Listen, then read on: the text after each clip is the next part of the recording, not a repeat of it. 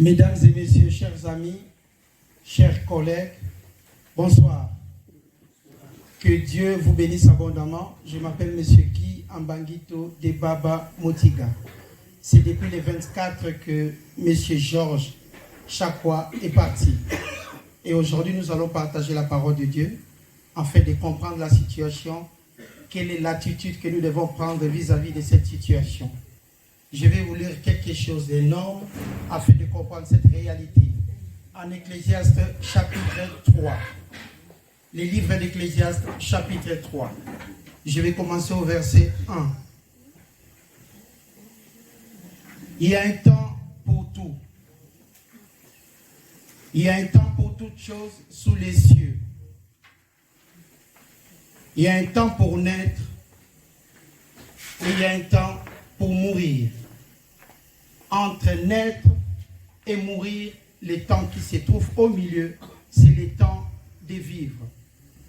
Je me souviens le 22, quand Prosper m'avait appelé, mon frère qui est là en face, il m'a dit de passer pour l'accompagner là-bas au CHUV. On a fixé le rendez-vous. Le 23, quand on est arrivé là-bas, j'ai dit à Prosper que j'avais quelque chose à dire à M. Georges. Prosper m'a dit, j'espère qu'il va t'écouter. J'ai dit à Prosper, il va m'écouter. On est entré aux urgences, en prenant l'ascenseur, en sortant. Il m'a encore regardé. Il m'a dit, Guy, j'espère que Georges va t'écouter. Je lui ai répété, Prosper, Georges m'écoutera. On a traversé la première partie d'urgence, ainsi que la deuxième partie.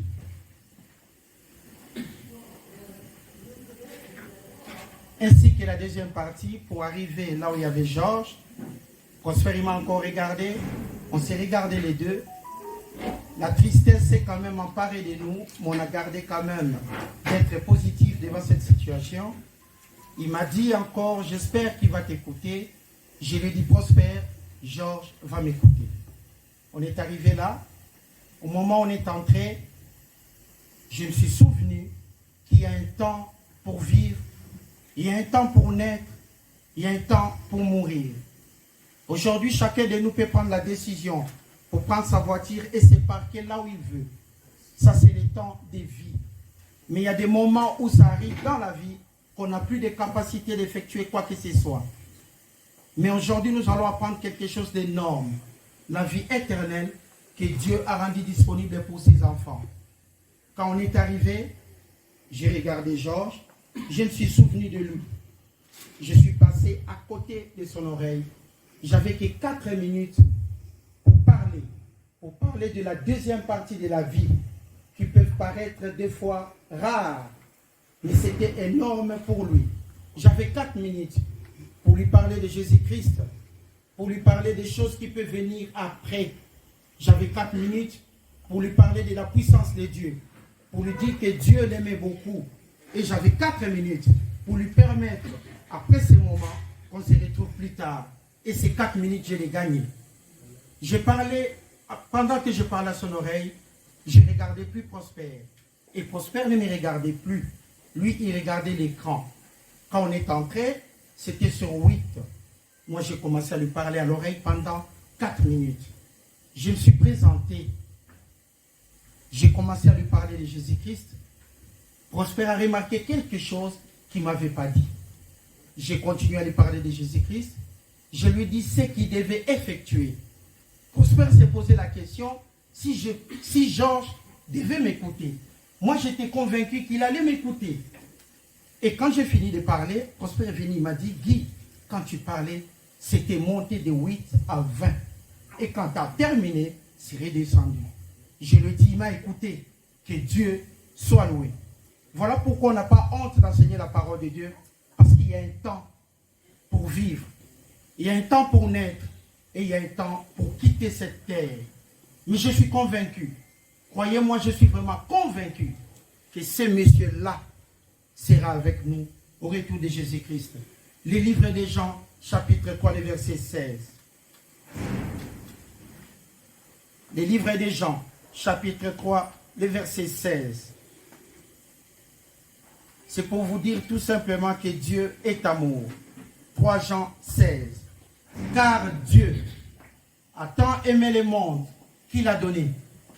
Car Dieu a tant aimé le monde qu'il a donné son Fils unique, afin que, dans le but, quiconque croit en lui ne périsse point. Ici, il y a la différence entre mourir et périr. Ne périsse point, mais qu'il ait la vie éternelle. Il y a un temps pour naître, il y a un temps pour mourir. Entre les deux points, il y a la vie. Mais Dieu veut que tout le monde soit sauvé et parvienne à la connaissance de la vérité, qui est sa parole de Genèse 1:1 en Apocalypse 22:21.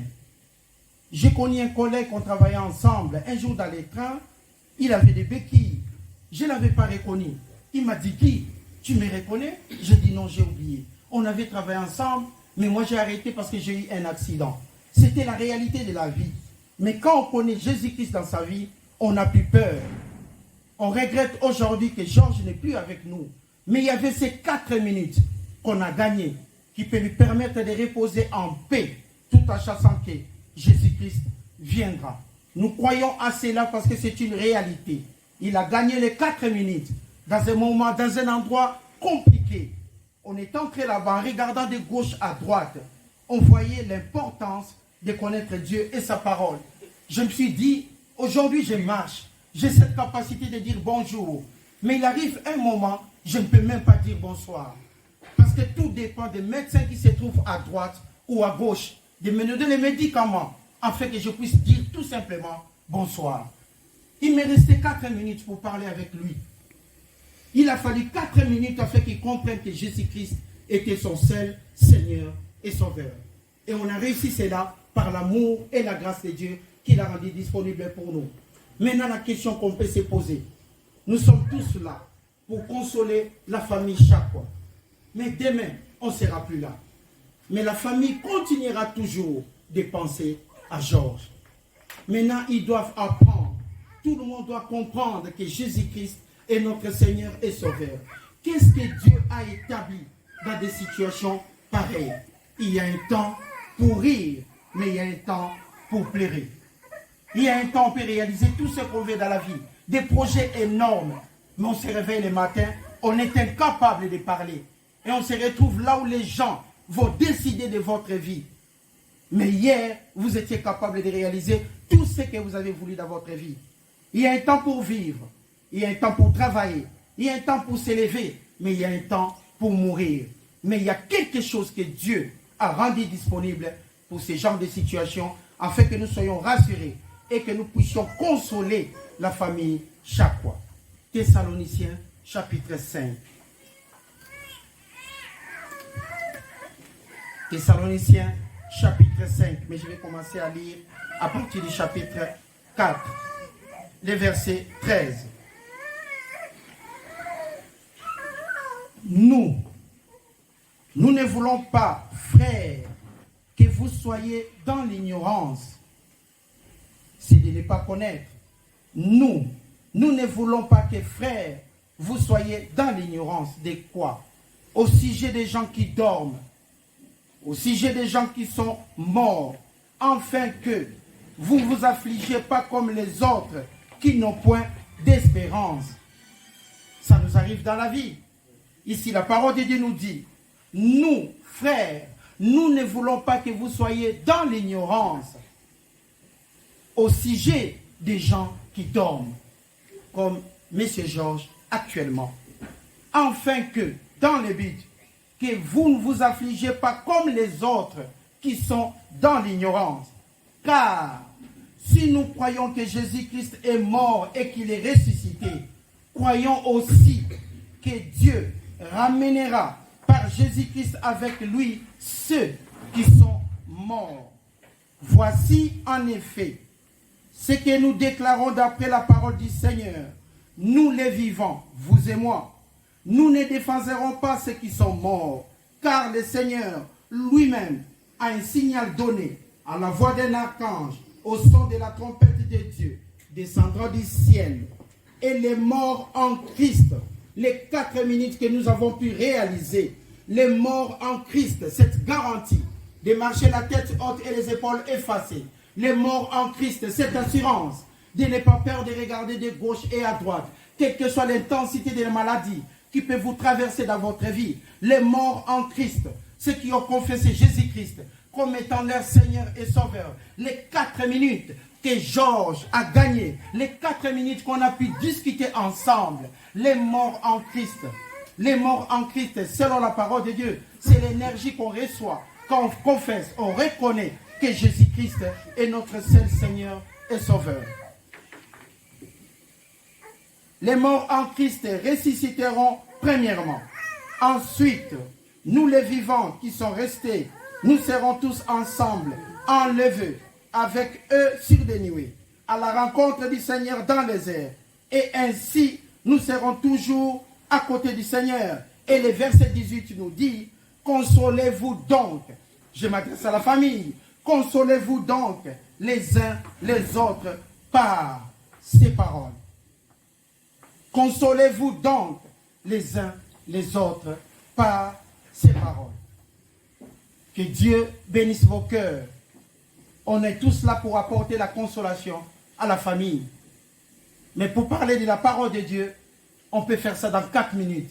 Pour donner à quelqu'un l'opportunité de reconnaître Jésus-Christ comme étant son seul Seigneur et Sauveur. Je l'ai vu accepter Jésus-Christ. Voilà pourquoi je vous parle avec toute assurance, tout en sachant qu'il est parti, mais au retour de Jésus-Christ, il aura sa place. Encore une fois, que Dieu vous bénisse abondamment. Nous allons prier ensemble. Je vous prie de vous lever et nous allons citer notre Père selon la demande de la famille, s'il vous plaît. Et après, moi, je ferai tout seul la prière de clôture. Notre Père qui est aux cieux, que ton nom soit sanctifié, que ton règne vienne, que ta volonté soit faite sur la terre comme au ciel. Donne-nous aujourd'hui notre pain de ce jour. Pardonne-nous nos offenses, comme nous pardonnons aussi à ceux qui nous ont offensés. Ne nous soumets pas à la tentation, mais délivre-nous du mal. Merci beaucoup. Maintenant, je vais prier pour rendre grâce à Dieu et vous dire bien de bonnes choses pendant tous ces moments que nous allons accompagner la famille. Dieu Tout-Puissant, l'Éternel des armées, le Père de Jésus-Christ, le Créateur des cieux, de la terre, de la mer et de tout ce qui s'y trouve. Père, je remets entre tes 7 mains la famille chaque fois. Papa, qui sont nos cœurs et nos reins, tu connais nos pensées. Aujourd'hui, la tristesse traverse cette famille, mais nous sommes convaincus qu'au retour de Jésus-Christ, nous serons tous consolés. Que ton nom soit loué, que ton nom soit béni. Je te bénis, je te remercie pour cette famille, que toi-même tu tiendras en tant que solide pour leur permettre d'aller de l'avant et de se tenir debout, de continuer leur vie, parce que tu es vraiment amour. Nous te remercions infiniment et nous serons toujours reconnaissants